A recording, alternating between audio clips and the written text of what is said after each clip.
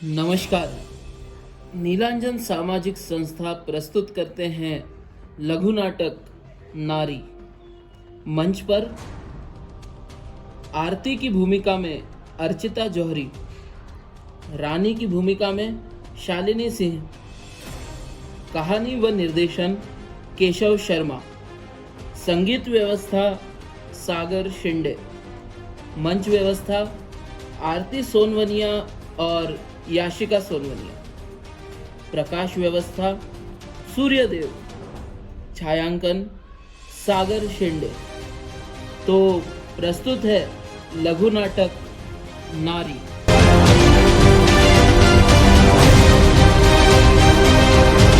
तेरे साहब ने तो दरवाजा भी खुला रखा है, बड़ा ही उतावला है। अरे हाँ हाँ मेरे दल्ले, तेरा पैसा तेरे को मिल जाएगा। चला फोन रख। साला बॉस है। अरे राजीव जी, ओ राजीव जी, राजीव जी आइए ना। फिर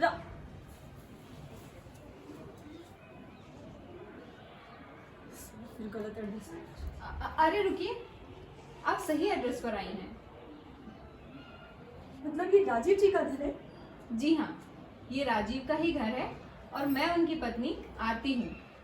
आप बैठिए, मैं पानी लेकर आती हूँ। हेलो, हाँ दल्ले, तूने फिर फंसा दिया ना मुझे साले कुत्ते हरामी। ये या फिर मुझे ज्ञान पेलेगी। और इस राजीव का नंबर सबसे पहले ब्लैकलिस्ट में डाल, समझा ना?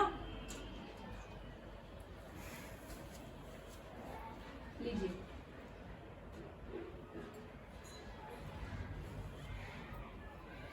राजीव अभी थोड़ी देर में आते ही होंगे, आप वेट करिए। आप मुझे राजीव जी का इंतजार करने का बोल रही हो? मुझे कुछ समझ में नहीं आ रहा। आपका नाम क्या है? रानी।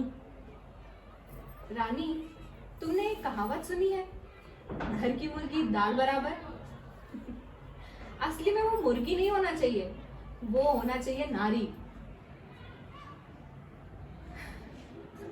पत्नी अपनी सारी जिंदगी पति को समर्पित कर देती है। उसके लिए सुबह उठ के नाश्ता बनाती है, उसके लिए खाना बनाती है, उसके कपड़े धोती है, सब कुछ करती है उसके लिए। और पति को क्या चाहिए? सिर्फ बिस्तर। और अगर बिस्तर से भी उसका मन उठ जाए तो किसी और के बिस्तर में जाके घुस जाता है वो। तुम भी तो एक नारी हो, तुम बताओ, क्या राजीव मेरे साथ सही कर रहे हैं? बिल्कुल नहीं, बिल्कुल नहीं सही कर रहे हैं आपके पति आपके साथ। और मुझे क्या, वो आपके पति हैं, मेरे तो सिर्फ एक क्लाइंट है। मुझे तो पैसे से मतलब है। और आपकी जो रामायण है ना, इससे मुझे बिल्कुल भी फर्क नहीं पड़ता है। आपकी जिंदगी है, आप कुछ भी करें। नारियों की यही तो एक खास बात है, उन्हें जितना भी कष्ट मिले, दुख मिले, लेकिन पति खुश रहना चाहिए। उनकी खुशी के लिए वो कुछ भी कर सकती है, क्योंकि अपना सारा जीवन जो समर्पित किया है उसने, फिर चाहे उसे किसी और के साथ ही सोना क्यों ना मंजूर हो। वाह वाह भारतीय नारी वाह। इन्हें कोई फर्क नहीं पड़ता कि ये रोए गिड़गिड़ाए कुछ भी करे, पर इनका पति हमेशा खुश रहना चाहिए।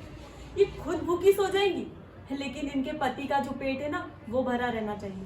वो इन्हें चाहे कितने भी कष्ट दे, इन्हें कुछ फर्क नहीं पड़ेगा, लेकिन इनका पति सुखी और स्वस्थ रहना चाहिए।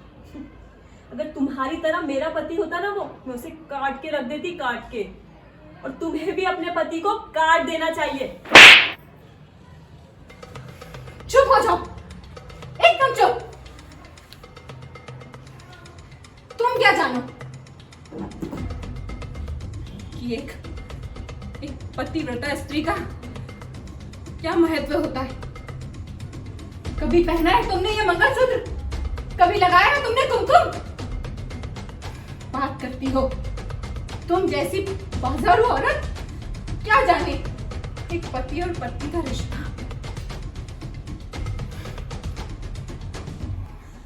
सही कहा मैडम आपने, बहुत सही कहा। मेरी भी जिंदगी आप ही की तरह थी। मेरी भी एक बहुत ही खुशहाल जिंदगी थी। मेरा पति और मेरा बेटा, हम तीनों बहुत खुशी खुशी अपनी जिंदगी जीते थे। और मेरे पति की सिर्फ एक गलत आदत, वो शराब पीकर मुझे और मेरे बेटे को दिन रात पीटता रहता था। मैं घर घर जाके बर्तन धो धोकर पैसा कमा के लाती थी और वो मेरा सारा पैसा ले जाकर पी लेता और मुझे और मेरे बेटे को ऐसे ही पीटता। एक दिन उसने मेरे बेटे को एक संदूक में बंद कर दिया। सिर्फ एक छोटा सा गुड्डा मांगा था मेरे बेटे ने, सिर्फ एक गुड्डा। जब मैं काम से घर आई ना, तो संदूक से मेरे बेटे की लाश निकली थी, लाश। मैंने ठान लिया था कि आज उस चाकू से उसके टुकड़े करके उसे खत्म कर दूंगी और उस शहर को और उस आदमी को, उस राक्षस को छोड़ के मैं यहाँ चली आई। और यहाँ ये रानी का रूप लेके खुशहाल जिंदगी जी रही थी। और तुम्हारी तरह ना ये प्रतिबद्ध स्त्रियां हमें ही सिर्फ गुनहगार मानती है। आखिर हम भी तो एक नारी है ना। लेकिन नहीं, आपको कुछ समझ में नहीं आएगा मैडम। नमस्ते, चलती हूँ मैं यहाँ से।